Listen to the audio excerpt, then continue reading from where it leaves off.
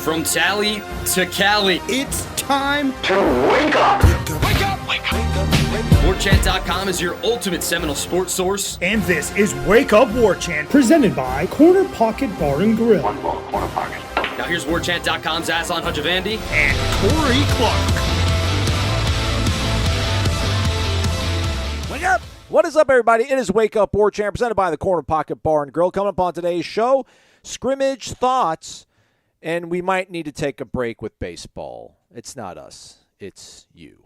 Wake Up Warchant, presented by the Corner Pocket Bar and Grill, Tallahassee, Florida. CPTallybar.com is the website. You can always pull out your phone, hit the QR code, go right to the website. But, hey, we're all here hanging out. I'll tell you what the lunch special is today. 11 a.m. to 3 p.m., it's Build Your Own Burger, half-pound Angus burger, black Angus burger, that is. Serve with your choice of a straight fry, curly fry, onion ring, potato salad, broccoli, side salad, tater tots, or freshly cooked potato chip side dish. All for only $8.99. Again, from 11 a.m. to 3 p.m. today over at the Corner Pocket Bar and Grill. Check it on out. Don't forget tomorrow, trivia night at the Corner Pocket Bar and Grill. We are also presented to you by vitaminenergy.com. Promo code WARCHANT, BOGO. That means buy one, get one. BOGO, some might call it. We're going with the mood today, Corey. We're going to go with the Vitamin Energy Mood Boost. It promotes a positive mood. In addition to 7 hours of energy it's going to give me without a sugar crash, because there's no sugar, there's no calories. This stuff is legit, my friends. 260 milligrams of natural caffeine gives us its boost. You can get it too. Try it out. There's all sorts of different varieties. You can try the variety pack as well. Use the promo code WARCHANTBOGO, B-O-G-O, when you're over at vitaminenergy.com. Courtesy of the good friends that are Florida State alums over at Vitamin Energy. Warchant.com, Ultimate Seminole Sports Source. Thumbs up, 5-star ratings and reviews. $29.99 for complete access to Warchant.com all the way up until September 1st. Use it. Lots of recruiting stuff going on. We'll insert a little bit of that into the podcast for the folks that download it conventionally, Corey, because it's already up on YouTube. Michael Langston breaking stuff down. So if you're listening to us on YouTube, you probably have already seen the recruiting stuff if you're interested in that. I'm interested in knowing how you are, Corey Clark. How are you? I'm good, buddy. Thanks for asking. How are you? Did you do anything exciting this weekend? I tried to repair a ceiling fan. That's not exciting. It's no, not. I said exciting. Yeah. Exciting. No, gambled and lost. Okay. Had a really delicious pizza pie on Saturday. That's about, my life's not all that glamorous right now. Not as cool as it is to be Corey Clark, father of Brady Clark. Rumor is you both are romping around town and stuff, just causing chaos, ripping stuff up in Tallahassee. Yeah, we went to the softball game on Sunday, and I tweeted out a picture, and some people noticed that how much more hair he might have than I do. It's out of control. If you see that picture, his hair is absolutely out of control. It makes no sense. It's amazing. No, it's not that. It's like, cut your hair, man. This is ridiculous. But I mean, it's how they wear it these days, apparently. So even though he can't see when he walks straight ahead, he's still gonna have his hair like that. But yeah, we went to the softball game. That was fun. Got to see I think 3 home runs, including Big Dak Energy hit one to get it started. And then we we're hopefully, after we're done here, I'm going to go take him to a movie, and we're trying to see the town. He got to play basketball with Jeff Cameron's son. Nice. On Saturday. Went to Jack McLean Park. I think that's what community center. Okay. Either way, it's somewhere in town. So we went over there and hung out and played basketball for a few hours. So yeah, good times, man. Support public recreation, everybody. Use your parks. Yeah. They're there for your using. They are. And also, I left him home kind of late Saturday night, went up to Corner Pocket. Because hey, man. Corey, Daddy's still got to do his thing. You know what I mean? Then vodka meals don't hit the same at home, right? Exactly right. All right, let's talk about the scrimmage on Saturday that just passed. It's the last scrimmage they'll have before the spring showcase, with it being the Easter weekend. There will not be any kind of football activities on Saturday, which they've been doing while they've been here in camp. If you're a member of Warchant.com, there's 10 takeaways from the, maybe an entire hour nearly of interviews that we had with Mike Norvell and all the coaches afterwards, which you can listen to. But it's on Zoom, so it's a little bit rough, and you all keep complaining about it like I've got something to do with it, but I don't. It's just the way it's recorded, everybody. It's not my fault. But there's 10 takeaways you can check out if you're a member of Warchant.com. I don't know if we're going to go through all 10 of them, Corey. But I know you wrote about Jordan Travis, I guess, like in the immediate aftermath. I know he's the face of the program. The quarterback's the most important position in all of sports. You can never go wrong writing about the quarterback. But I don't know, man. Do you think a lot of people got their eyes on what's going on with Jordan Travis? It feels like he certainly can get better. Everybody's able to get better. I feel like we know what we got with him, and we like it. We like it a lot. I think more people are concerned about the defense, but what is it about this quarterback that continues to merit discussion, even though we kind of know just how special he is? Yeah, what was cool about it, just that what they said about him, and it's not like it's stuff we haven't necessarily heard before, but I thought it was telling that he was supposed to get 2 drives. After getting 0 in the first scrimmage, because again, he's a 5th-year guy.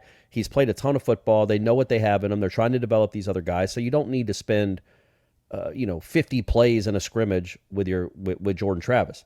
So they were going to run 2. I think they were going to have 2 drives, and he had a 12-play drive on the first one, let him down for a touchdown, and Norvell was like, "Yeah, that's a wrap. We don't need to see any more." I just thought that was telling. Like, again, he sees what his quarterback is doing, the level he's operating at. Is like, yeah, okay, we're good there. We've got to get these other guys to come along. But talking about Jordan Travis, I thought Alex Atkins was. Ira asked him a question. I thought Alex Atkins, as always, was very insightful, and Ira asked him a question about Travis. It's almost, and it's true, when he takes off on a scramble, like when we're at practice watching, it's almost as if, oh yeah, he can do that too. Like, that's part of his game too, but it's not something we think about much. Right. And it's not something he did a ton last year. He did it when it mattered. Hello, Gators. But it's not something he did a ton of. And so when he does it, you're always reminded, like, oh yeah, he's got that part of his game too. And when Ira broached that with Alex Atkins after the scrimmage, Atkins like, yeah, man, because he's a quarterback. He beats you with his mind. Now when something breaks down and there's nothing there, he can do some stuff with his athleticism, but he's winning games and becoming this elite level quarterback because of what he's doing with his mind. And that's just really cool to see. We all saw it against Oklahoma because he didn't run for much against Oklahoma. That's the beauty of Jordan Travis. He can beat you different ways. He ran all over Florida and then threw all over Oklahoma and put up 40 on each. So, or close to 40. I can't remember the exact score of the Cheez-It Bowl. If it was played in 1992, I could. But 4 months ago, no chance. So I just think it's always a good reminder, because he didn't scrimmage the first time, to say, oh yeah, Florida State fans, you've got a guy, maybe the guy, certainly one of the guys in college football, and he's getting better, which is what Norvell said. It's like when your best guys improve, that's when it gets really fun. That's almost like a direct quote. Yeah, I'm paraphrasing a little, but that's what he said, right? When your best players, when your top players keep improving and improve like this, that's when it gets really fun. Yeah. And Jordan Travis is doing that, clearly. All right. Not that you need to explain it to me, but yeah, all right, I got it now. Because I'm just like, man, I feel like, I don't know, a little biased. I asked the question of Adam Fuller. I thought we got the best reaction out of him talking about the safety situation, but 35-32. Oh, yeah, but it's like, we got to, it's 35-32? Yeah. We got to get people. We got to get clicks, man. Jordan Travis is generating some clicks, especially like right after. Like, I might write about the safeties later on tonight. Yeah. But right after a scrimmage, when we're trying to get something up quick, that was clear. That was the easiest, and it was also the one that was going to get read the most when everybody has such good things to say about the quarterback. There you go, everybody, pulling back the curtain a little bit. Mm-hmm. Yeah, man. You also then knocked out a story about Kentron Poitier. Things starting to kind of, more data coming out from practices, whether we're seeing with our own 2 eyes or reports from Mike Norvell and the coaching staff about him. I mean, I think Adam Fuller's who talked about it, because you asked Coach Fuller, like, who's been giving you guys the most difficulty out wide, and he's the one that offered up Kentron. I think even Norvell might have said a thing or two about Kentron earlier in his statements. John Papuchis was talking about Kentron paying off dividends for them in the special teams game, and now he's also performing well. I like that, right? Like, it feels like, again, that spot possibly opposite of Johnny is pretty wide open, and certainly you want someone to grab it by the horns and take it, and he's a guy that now, 3 weeks of practice seems to be maybe putting together the most consistent days and big plays too, so that's really encouraging. And that's kind of what we've seen, right, with our own eyes. And then when I asked Fuller about it after the scrimmage, basically saying, look, take Johnny out of the equation because he doesn't count. He's a whole different thing. What other receiver or two has been giving your defense the most problems? Who's been the best in your eyes out of that group other than 14, because he doesn't count? It's granted with him. And he said, without hesitation, he said Kentron. Well, he said Tron, right. Which that's a pretty cool. I don't like, what does he call Jerry and Jones? He called him J-Dub, I think. He keeps calling him J-Dub, and I'm not quite sure why he does that. I don't know either. Like J squared?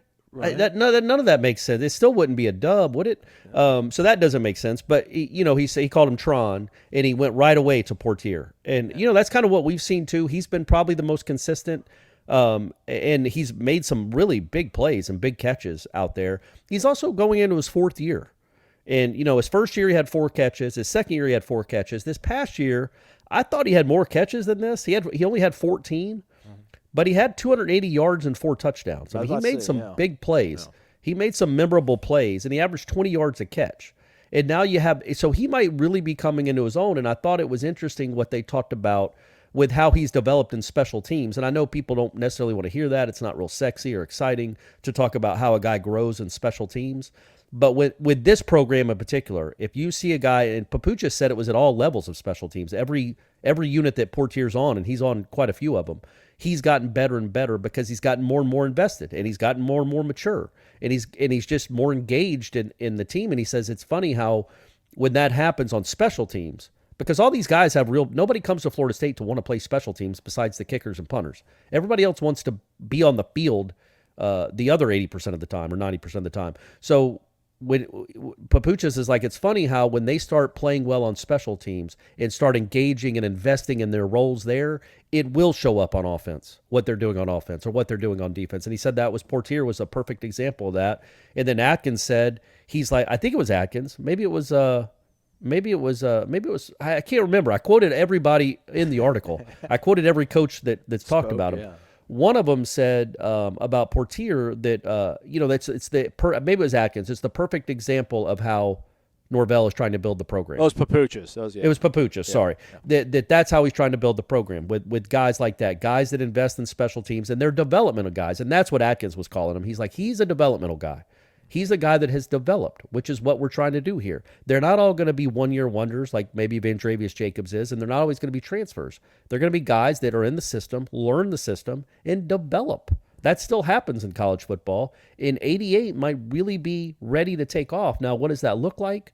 I don't think that's 60 catches, but it might be 35 catches for 550 yards and 6 touchdowns or something, man. That's a really nice option to have out wide. And I would say right now, look, we're still in early April, so LSU's a long way away. But right now, I would say he's definitely got the inside track to be one of the, 3 starters at wide receiver against LSU. Yeah. Hey, let's shoehorn some special teams in, since we did mention John Papuchas a little bit. What do you think about him talking about Tyler Keltner, referring to him as a low-maintenance specialist? Yeah. I like that comment.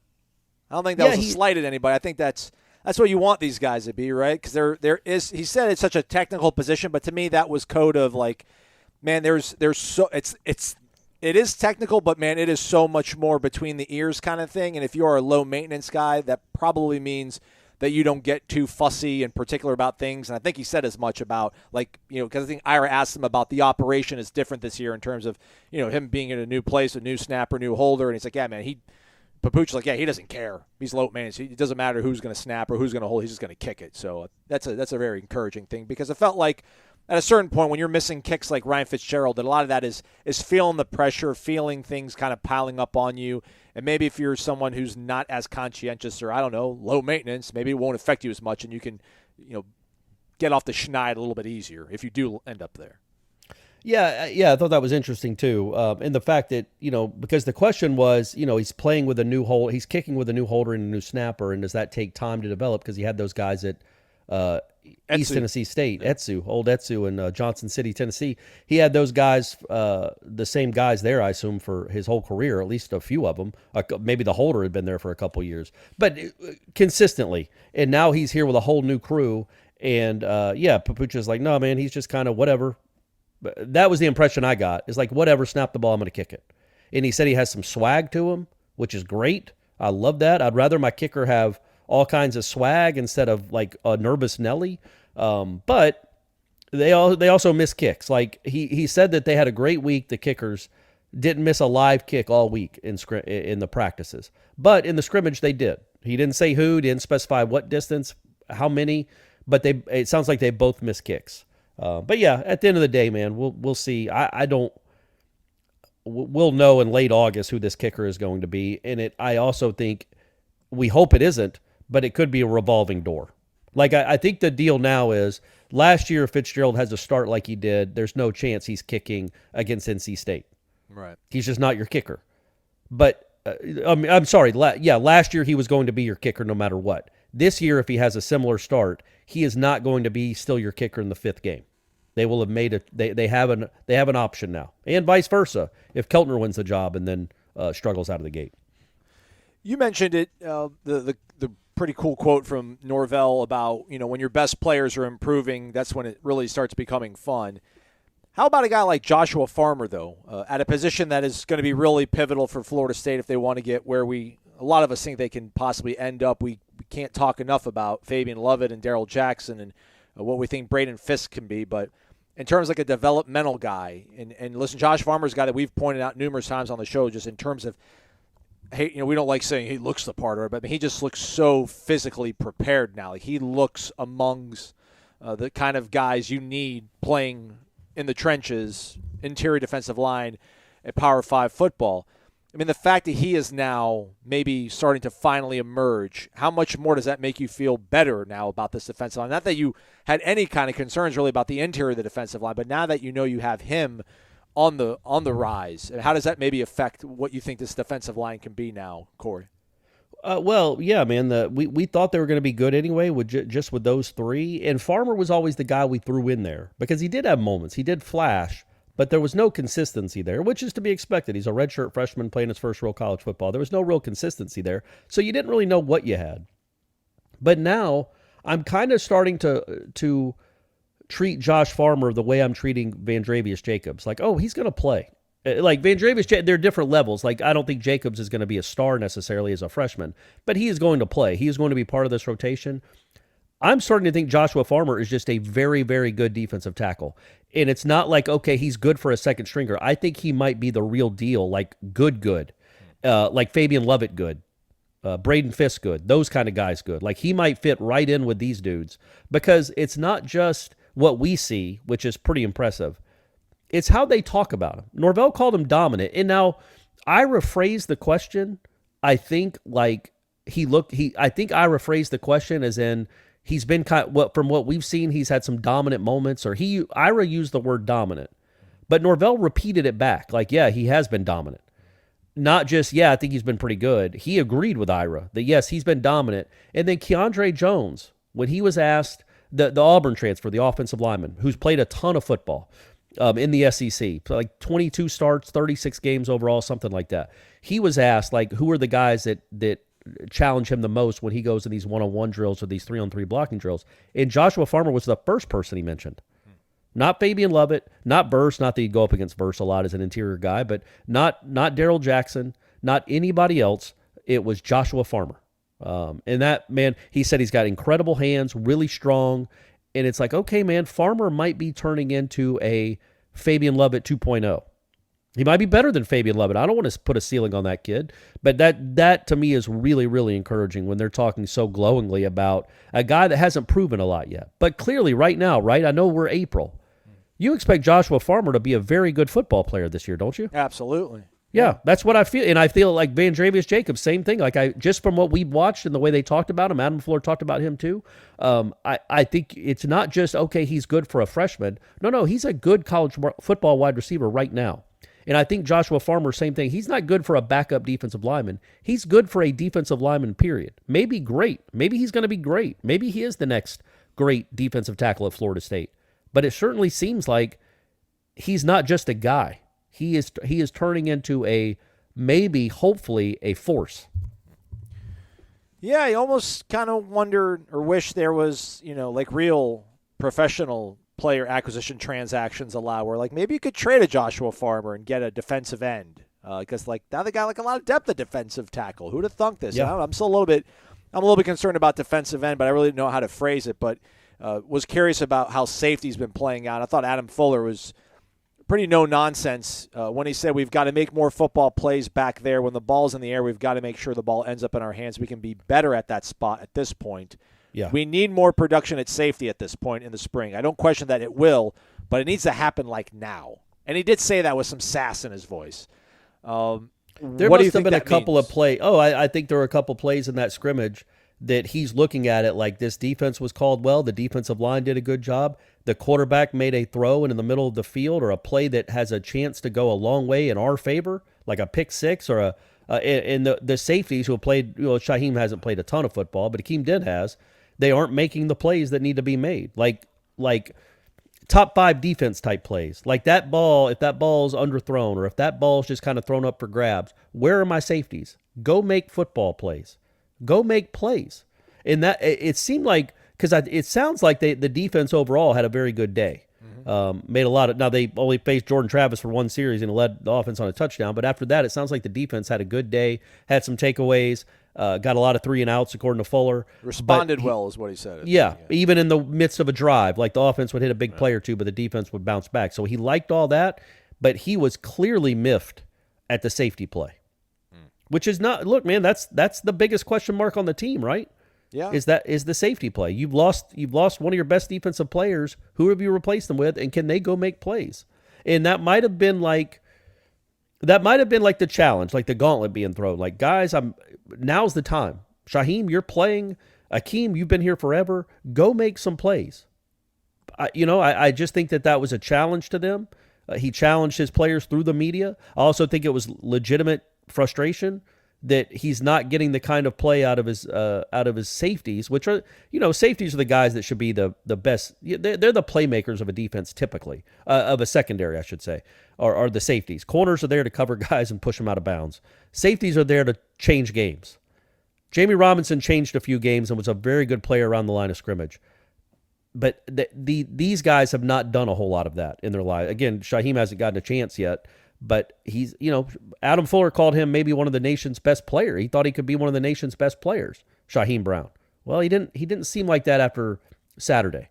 So again, I think that's a challenge to those guys to start making, to not just be okay with being okay, but to go make plays to change games, because that's the next step, probably the final step, honestly, that this defense has to take, where you start to think, okay, they really could contend for championships. Because look, man, I know we all had our issues with the Florida and Oklahoma games with good reason, but they did finish, what did we talk about the last show, like top 20 overall? Yeah. Top 15 scoring defense. I mean, they were a good defense by any metric. 20.6 points per game. That's by pretty much any 10 metric. Points back in Mickey Andrews' era, like for inflation. And again, when they went up against good offenses, they struggled, but what defenses don't? Like by every measure and metric, they were a good defense last year. Not a dominant one, not a great one, but a good one. The next step, the last step, like I was saying, is you've got to create turnovers, man. 7 interceptions ain't it. You can't throw more if you want to be a really good team, you can't throw as many or more interceptions as you have as a defense. And I don't know how many interceptions Florida State threw last year, but I mean, I know Jordan doesn't throw a ton, but it was equal, probably. I would assume it was 7 and 7 or close. You need to be way ahead of that, man. You've got to double great defenses take away the ball. They just do. And so I think that's like the last bastion of frustration left with Adam Fuller and this turnaround with the defense is, man, go make some plays. It's great that 3 and outs are awesome. Holding teams to no points or field goals on drives is great. How about going and scoring yourself, or going and picking off the ball and giving the offense the ball at midfield or at the other team's 30? Do that. Florida State's quarterbacks accounted for 7 picks last year. The defense took away 8 in the air. Oh, okay. All right. They took away 8. I thought it was only 7. Oh, man. Have I been wrong this whole time? Turnovers gained. They had 8 fumble recoveries, 8 opponent interceptions for 16 turnovers gained, and they turned the ball over 14 times. 7 fumbles, 7 picks. Yeah, I want a better turnover margin than that. You know what I mean? Come on, defense. Yeah, they're 53rd in the country. Yeah. The kind of concern for me is like a little bit twofold. When I asked him about Quindarius Jones, I was kind of like putting that together as like, talk about your safeties. But I think he talked about him playing cornerback. So you have Akeem and Shaheem, and then Travis Jay kind of backing up, 1 or 2 of those positions. And then you got maybe KJ Kirkland, and then you're waiting for guys like Conrad Hussey. And Cooper. You've got Duke Cooper, too. That's true. I guess, Duke is there. I guess maybe he needs to, I don't know, at this point, do you feel, this is all speculation at this point, do you think this is more of I don't want to say indictment, that's a strong word these days. Do we need to see Akeem? Like, can Akeem, how much more can he grow? Is this more onus on Shaheem to get better? And how does Duke Cooper fit in that? Because I guess Duke Cooper's got a whole bunch of runway to get better. It just seems like, you can probably live with some of the things that Shaheem's going to do, I would think, at this point. Like if Akeem is not producing or if Akeem is the one making mistakes, I feel like that's what would be the most likely sort of instance to get a coach a little bit perturbed in an April interview after a scrimmage. I don't know, man. I just think the opposite. I think he knows what Akeem Dent is. He's got data. He's got 3 years of data points with Akeem Dent. He knows what he is. I think he's expecting Shaheem Brown to take a jump, a big one. And so I think when he's not out there taking, maybe, and again, you're right, this is all speculation. If he's not making the plays that he expects him to make, if he's not taking the jump that he wants him to take, I think that might be where the frustration comes in. It'd be weird to be frustrated with Akeem Dent. Like, what Akeem Dent is. You know what I mean? Like he but is it's what also he like, is. man, like what you have to do if you want to live your dream, Akeem. Like if you want to be an NFL player, like this is it. This is the last part of it, man. Yeah, maybe. Yeah, it could be that too. I mean, it's probably honestly a combination of the two. But I think that my personal vantage point was he's ready for 38 to take off.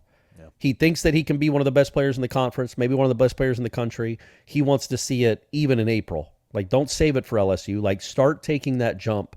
Now, start taking the Josh Farmer jump now. Y'all are the same. Maybe, Shaheem's 1 year older, right? Or are they the same? Do they come in the same class? But start taking that jump where you're starting to become a dominant force on the defense. Because I do think, my point is, I think Fuller knows what Dent is, which is a nice college football player. I think he thinks Shaheem Brown can be a great college football player. And he wants to see that start happening now as he begins year 3 in the system. We talked about like 4 things from a scrimmage we weren't even able to witness. How about that? That's talent, folks. That's talent. You're getting your money's worth today, let me tell you. Ira Schofel's got 10 big takeaways for our subscribers over on warchant.com. Go check that out. All right, our long national nightmare is over. Miami has been eliminated from the NCAA tournament, so we don't have to worry about that whole nonsense. Shout out UConn Huskies. Tonight, the national championship goes down, Corey, in H-Town. That's Houston, mom and dad. UConn giving out 7.5 points over on mybookie.ag, where you use the promo code, Warchant, you will get a cash deposit bonus. Total points is 132.5. So that feels like, I don't know, like 80 to 50. I liked Ira's tweet that someone's going to get the TCU treatment. What's going to happen on Monday night? What should people do over at mybookie.ag? Take the points. I mean, do the opposite of what I say. Didn't I say that I thought San Diego State and FAU would hit the under because they're going to be shooting in a gym? No, that was UConn Miami. You were right on. Oh, okay. All right. I'm like, okay. they both have got high octane offenses. And you're like, yeah, well, let's keep in mind that people shoot terrible in the dome. Yeah, and the fact that the ball, I guess they use new balls for the NCAA tournament, and the sight lines are crazy. Plus, UConn's very, very good. Good work. The God's Huskies, as I call them, after that performance. Man, I just think, I think UConn seems destined. But what's the spread? The spread's got to be 7.5. I'll give out 7.5. I would too, man. I think San Diego State's going to have a real hard time scoring.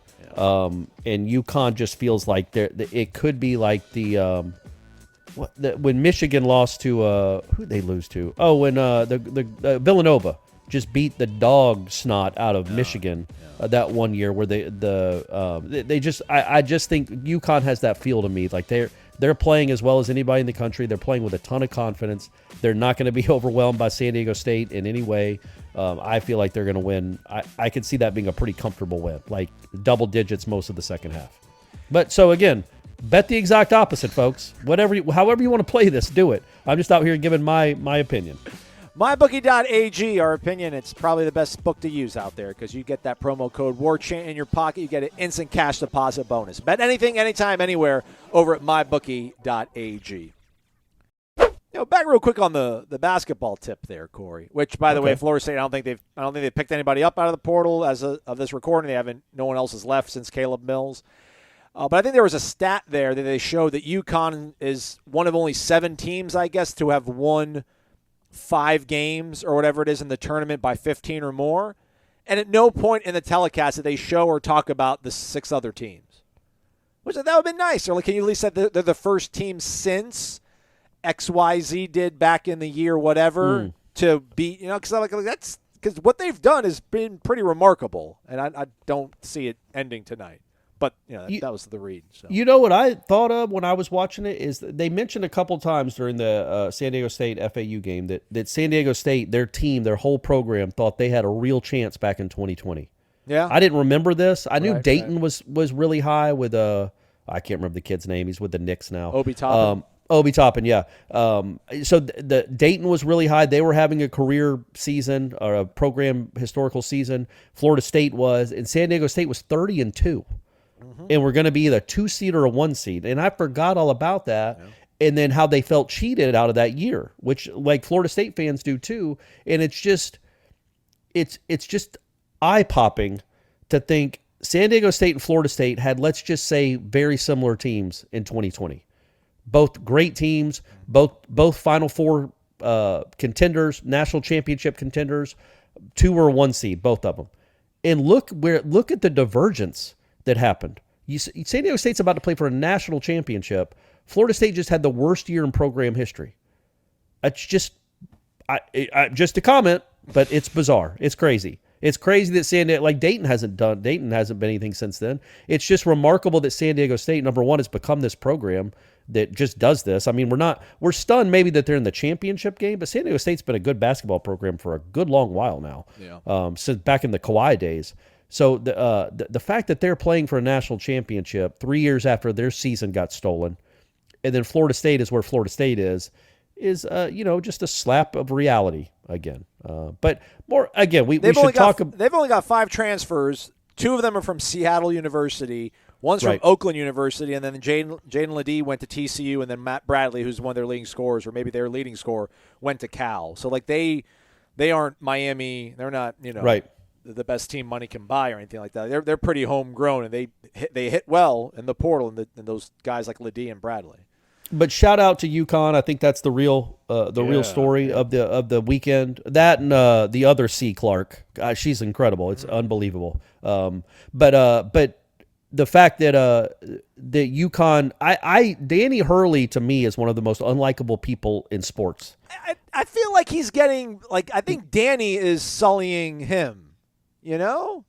Who do you mean? Not you mean Danny, Bobby? I think Bobby is sullying Dan. Man, I just remember when Florida State played them like 4 or 5 years ago when Kofor was sitting out, and he told Kofor to shut up. In the middle of a game, Kofor's sitting out by the coaches, and he's telling the 6'9", 240-pound Phil Kofor to shut up and sit down or something, and Kofor just points at the scoreboard. And I remember watching, and I think that was his first year at UConn, and Florida State won that game rather handily, but he was just a maniac.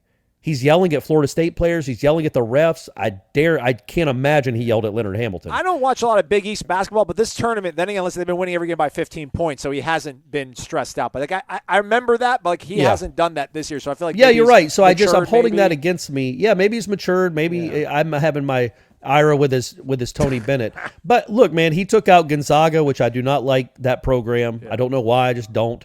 And then he took out Miami and kept Miami from probably winning a national championship. So you did great work, Danny. Go ahead and take care of it. It is the UConn is like the I don't know, like the Marlins of college basketball. Like when they're good, they win the national championship. Okay. And when they're not good, you don't even think about them. Yeah. It's just crazy. I like that. I looked it up. So in 2004, like when the Marlins make the playoffs, they typically win the World Series. They made it 3 times. They've won the World Series twice.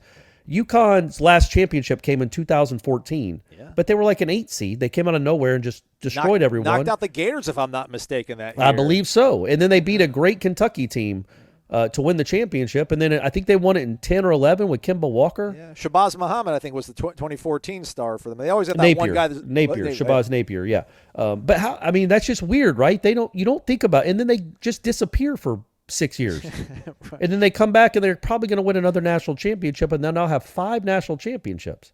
And like 3 of them after Calhoun left. It's just weird. And then they'll disappear until 2027, and then they'll make another run where you're like, oh, well, UConn's reached the Sweet 16. They're going to go ahead and win the whole thing. It's just bizarre how that works. But I also wanted to talk about the women's game real quick because I think that game Friday night, I've never done this in my life, folks. I was driving down after Brady's baseball game. He got to play, by the way. Made a couple really good catches in left field. Good job, Brady. Got on base twice.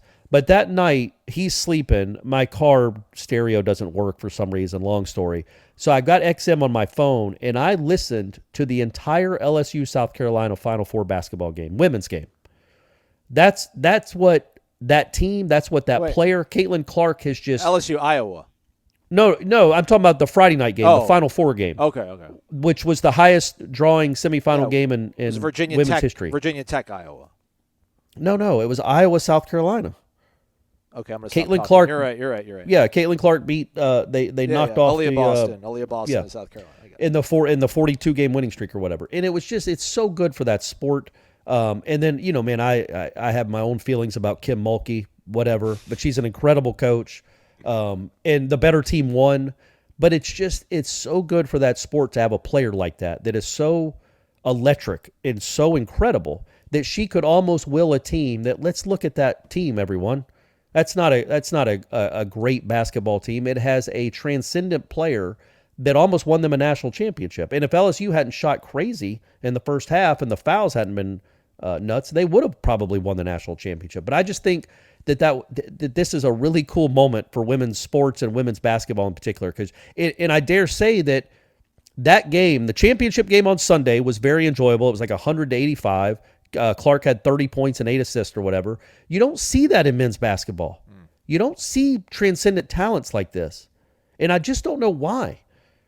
Like, do you have a theory? Like, she averaged 28 a game. The Angel Reese from LSU, who, by the way, must have a real issue with Caitlin Clark because she was all up in her grill at the end of that game, doing the John Cena, like, you don't see me face thing. Like, she just stalked her around the court for the final 10 seconds. It was crazy. But she's awesome. Like, she averaged 17 rebounds a game. I don't know if it's just the way the games are played or the way the coaches coach or the fact that maybe in men's basketball, the guys that you recruit aren't cool if somebody takes 25 shots a game. You know what I'm saying? Like, it's a different ego maybe in men's basketball. But, man, back in the day, I watched guys, Dennis Scott, Chris Jackson, Shaquille, they would average 27 a game, and they would be can't miss television. And can you name any player in men's basketball that is can't miss television right now? No. I can't. And really, I can't. You probably couldn't since, I don't know, Trae Young? Jimmer Fredette. Yeah, Jimmer Fredette and Trae Young. Jimmer Fredette. But, yeah, because Jimmer Fredette's teammates were like, yeah, man, shoot from 40 feet and shoot 30 times a game. And I just... Yeah, Trae's right, though. Yeah, because Trae was filling it up. Yeah, but Trae's team barely got in the tournament because they struggled at the end of the year. And then, because it's Trae Young, they were a 500 team and lost in the first round. It's what happens. But this player is not only like Trae Young-esque with the way she handles the ball and passes and shoots and scores, but she wins games, a lot of them. Yeah. I just so much appreciate that it is so watchable. It is such a watchable product. And I think I wish men's basketball would get back to that, folks. I promise you, there were guys back in the 90s and 80s that would average 30 points a game and 28 points a game in college basketball. But I think coaches kind of have a stranglehold on everything. Don't let so much creative freedom happen. And also, I think it's hard to recruit to a team where one player is going to get 30% of the shots. Everybody else, like, what about me? What about mine? And I don't know why Iowa's women are so much more selfless, and or they just appreciate, I'm playing with one of the best that's ever played the sport. I'm just going to go rebound and cut to the basket, and maybe she'll find me, or I'm going to stay at the wing and she can hit me for a three. I don't know. It's just odd, right? You don't. Yeah, because NBA offense is exploding right now, but correct. Men's college game has not. Yeah, I don't know. It has not, but I think women's has. Like, you watch like Luka and Trae and Donovan Mitchell and all these guys that will have the ball so much, and they'll average 30 and 10. But in college basketball, man, leading scorers average 14. It's just, I don't know. I know the athleticism is at a different level with men and women, and I get it, and I'm going to be watching that game tonight. But I can promise you, I don't think there has been a more entertaining tournament game, men's or women's, including the buzzer beater with San Diego State, than that Iowa-South Carolina game on Friday night. That's just epic stuff. It was enjoyable. I didn't get to watch it. I watched the highlights, but I listened to the whole thing. It was just really, really enjoyable, and I'd like that to maybe somehow seep back into men's basketball. And that's Talking Hoops with Corey and Aslan. Oh, we did it. Oh, one more thing. Talking hoops. This is a real hoops question. It's a physics question, too. Uh-oh. Did you see my tweet at the end of the FAU San Diego State game? Yeah. So if we do the math, let's say, so there's 6.5 seconds difference between the shot clock and the game clock. I was surprised San Diego State let it play out. They're down by 1. The team with the lead has the ball, 36.5 on the game clock, 30 on the shot clock. If the FAU player, throw it to the big goofy white kid that was terrible. Hey. Sorry. Well, sorry. He's from Russia, isn't that? I mean, he was just, man, good. He didn't have. Yeah, he's had a good tournament. Didn't he was awful in that game. But give it to him 40 feet from the basket. I don't care. With 1 on the clock, 1 on the shot clock. So that would be 7.5 seconds in the game. What if he hoisted it as high as it could go? As high as he could throw a ball. And they're in a dome now. So it's not going to hit the roof. No, I don't think he could throw it that high to hit an arena roof anyway. But if he threw it as high as he could, or just made like a shot attempt, hoisted it towards the rim as high as he could hoist one. So let's say 60 feet in the air. How long, hey, you guys are listening to this. Go out and test this. How long would the ball stay in the air before it comes down? I don't know. I just kind of air count it. I mean, would it be 3 seconds? At least that. Yeah, because there's so much stress. I don't want anyone to think that, because I mean, you get the ball, they're running at you. You have to heave it up, and you're not getting full leverage to throw it up there. But I would assume it going up into the air is a second and a half, 2 seconds, and it takes a second for it to drop. And and if it hits the rim, if he's good enough to hit the rim, it's going to bounce even higher. It won't be into a San Diego State's player's hand until there's 2.5 seconds left, maybe. You might also get the rebound and the game's over. And also, so I'm doing it mostly tongue in cheek. But if you're gonna leave 6.5 seconds left for a team to shoot the ball, if you shoot it as high as you can just by sheer physics, the best you're going to do is get the ball with 3 seconds left, 90 feet from the basket. It wasn't a horrible take, though, man. Like, the guy But he went too early. Yeah. They got the ball with 10. They should not have had the ball with 10 seconds left to go in the game. There's no scheme on planet Earth. Do you go that early? You pull up from 35 feet. And they used 2 timeouts too, man. They had 2 timeouts for that. To figure that it was out. just and I don't understand why he went that early. He also made it an easy rebound. It wouldn't have even put the game away even if he made it. So I was just like, man, shoot a 3. That's what I kept saying, not 50 feet in the air, but shoot a 3, because the ball's in the air longer. It's harder to rebound. You might get lucky and get the rebound. But then I was like, man, shoot it 60 feet in the air. Hits that rim. By the time they get the – and also one last question. I want somebody else to look this up. After you do the throwing the ball in the air as high as you can and timing it, what if you did chuck it over the band? Say you had the ball at the 3-point line, and you got to worry about the video board above you. You can't hit that because that's a dead ball. But if you, like I was talking about, our golden guy, he has the ball at 30 feet from the basket, and he hoists it not high but far. Right, like over the backboard, over the band, into the crowd. I wonder if would they challenge it and see when it crossed the end line and stop. But the clock then? That's what I'm saying. I don't think it's the game is over. I don't think the clock stops until the ball is landed. Right? Because otherwise, then anytime the ball is out of bounds, you couldn't save it. And people leap out of bounds to save balls all the time and throw it back over their shoulder. So I feel like just chuck that thing into section 312. And I think the clock doesn't stop until somebody in 312 touches it. Right? I don't know. Folks, this is why I should be on a coaching staff. I've been saying it since day one. I'm outside the box, gang. I'm outside the box. All right. That was a good demo tape for our new show on ESPN Radio as we're talking about national stuff here. It just says, I don't know, some weird website pull up on Google. The clock is stopped whenever the ball goes out of bounds. That's all. Yeah, but what does that mean? That's right. Of course, we know that. But when does it officially out of bounds is the real question. Yeah. All right, well, we'll have to figure that out. Somebody listen to this will know. Tweet Aslan and tell him the real answer because I couldn't find it. Meanwhile, beach volleyball, successful weekend, if I'm not mistaken. They're now 24-3, I think, after a successful weekend taking down Loyola Marymount, UCLA. Number 2 UCLA, right? Yeah, Hawaii. Okay. They dropped to Southern Cal 3-2. That's their nemesis, right? Yes, Isn't USC beating them in the national championships before? Yeah, we got to get over that hump. They won't go away. Softball 29-7. They swept the Jackets. Corey was there. Thanks, Corey. You saw a run rule game too, huh? I did. We left right before it was run ruled. We left in the top of the 5th. But I will say this: because this was the first softball game I've been to this year. I'm sad to say. I've watched some on the internet, but I haven't been to one.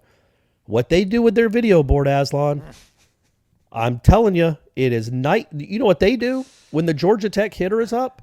They have the Georgia Tech hitter's picture and name and the batting average.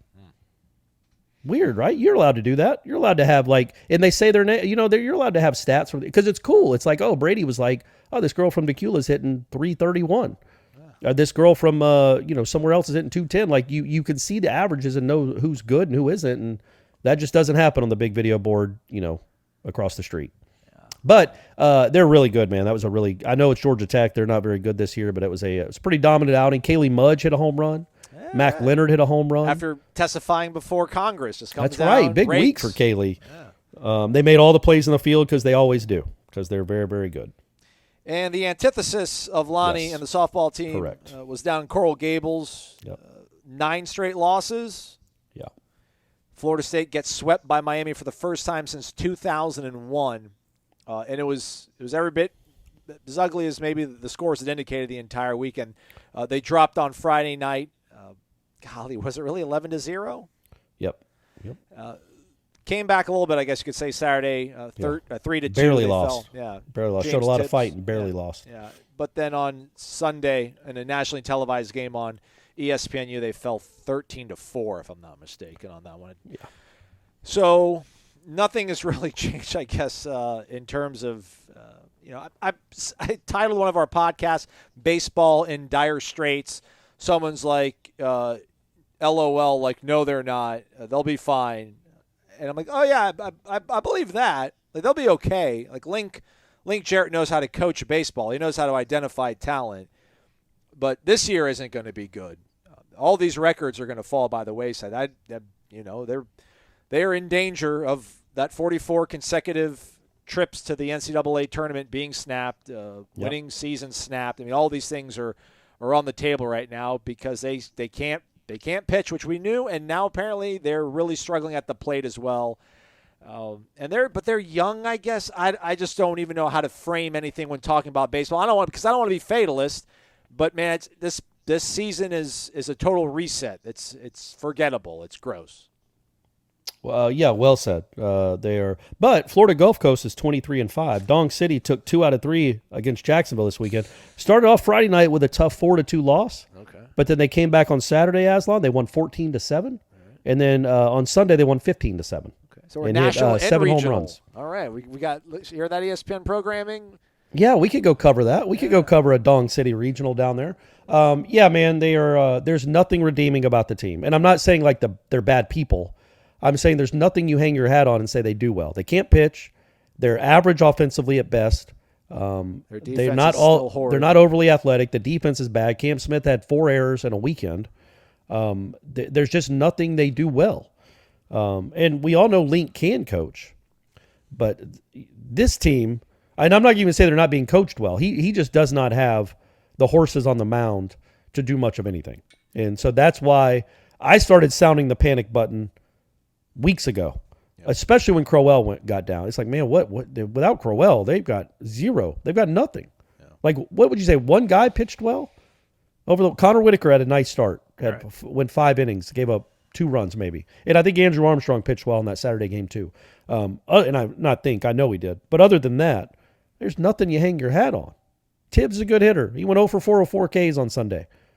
Like, and he is a good hitter. I'm not saying he isn't, but I mean, it wouldn't have mattered because they gave up 13 runs, but they don't walk at all. They don't get on base. They strike out 12 times and walked once on Sunday. They don't, the kid that pitched for Miami. 14 strikeouts, 1 walk. And the kid that pitched 8 innings, right? Yeah, Rosario, I think he made it the longest outing of his career. Does it say how many pitches he had? Let's go to the home stats. No way. Never. 98. I thought it was 68. We had 68 for strikes. 98 pitches in 8 innings, man. He's mowing you down, and you're not even running up a pitch count to get into the bullpen. It's not good. There's nothing redeeming about any of this. They're 12-15. They were 11-3. They were 11-3, so they're 1-12 in their last 13 games, including obviously the current 9-game losing streak that would have been 10 if they had to play Florida. So yeah, man, they're not very good. We will talk about them some, but I can't keep. I'm just keep saying the same things. There's nothing new. There's no new data. It's all the same data. Average offense, poor Bad defense, awful pitching. Yeah. Not a great combination in a good conference. Man, thank God UConn won. Man, I mean, absolutely. Because that would have been a gross pill to swallow amidst all these struggles going on with basketball and baseball. Yeah, they got to start changing something up at the plate, or otherwise this is baseball lethal simplicity. Like, just go up and just see the pitch you like to swing at it. Yeah, you like the strike, go for it. There's like no rhyme or reason to their approach at the plate right now, it seems, which is just kind of compounding matters. I think that's their approach, though, and it worked for Link when he had senior good hitters. But on Sunday they started 5 freshmen. Well, one was pitching, but they started 4 freshmen in the lineup, and 2 sophomores and a Colton Vincent. So it's not like they have a bunch of experienced dudes like he had at Notre Dame. But that is his. That is their 9.9 ERA going into the contest or something. Yeah. Crazy. Well, no, listening to Eric Llewellyn before the game, they did say he might have the best stuff on the team. He just really struggled this year for some reason, but of course he put it all together. But yeah, I think with this team, they don't have a bunch of big bruisers that you want to get a fastball in 3-0 and hammer it. You want to look for the first good pitch and hammer it. Maybe when you don't have a lot of really good hitters, maybe you do want to drive up a pitch count a little bit. Maybe get into more hitters counts where you can, if you're 5'10", 185, you can really lean into one and hit one off the wall, as opposed to a lot of first pitch kind of defensive ground ball swings. I don't know anything. I know it's the worst baseball team of our lifetimes, FSU baseball team of our lifetimes, just like we've got through with basketball. Who would have thought they'd come back to back like this? I can't believe it. It's not fun. But we got Jordan Travis to watch. We do, right. And again, I'm not comparing Willie Taggart to Link Jarrett. I believe Let's don't do that yet. I believe in Link. Yeah. Just this season, I don't know why we have to just absolutely go to these depths before we start our rebuilds around here. I don't know why that's part of the process, but I guess apparently it is. Apparently it is. Yep. Shoot. Who's up next for them right now? Too? They got Jacksonville on Tuesday, and then a home series with Clemson, who is not very good this year. So I heard Clemson they could maybe go 2-2 this weekend. This week they could figure out a way to go 2-2 maybe. Yeah, just get hot. Just get to Durham somehow, and golly, they got. Oh my God, they play Wake this year. Yeah, man. Wake's really good. Apparently, Louisville's really good. Yep. Yeah. Yep. All right. Well, Florida 2 more times. Think about all the other podcasts out there in the country, kids, that are talking about Florida State football like that. Like, oh, they got to play. They got to go at Tallahassee. Oh, Florida State's yeah, that's coming. right. Yep. Yeah. So football, they're doing it. They're doing it for us. Thank God. We'll be back out practice tomorrow. But in the meantime, check out the Jeff Cameron Show, 1 to 3 o'clock right here on YouTube, Warchant TV, as well as 93.3 FM. Plenty of stuff going on over on the Tribal Council of Warchant.com and recruiting news over on the Premium Recruiting Board as well. Hit that thumbs up if you haven't done so already. Maybe give us a 5-star rating and review. We certainly would appreciate it. For Corey, I'm Aslan. Thank you for watching, or listening rather, to Wake Up Warchant, presented by the Corner Pocket Bar and Grill.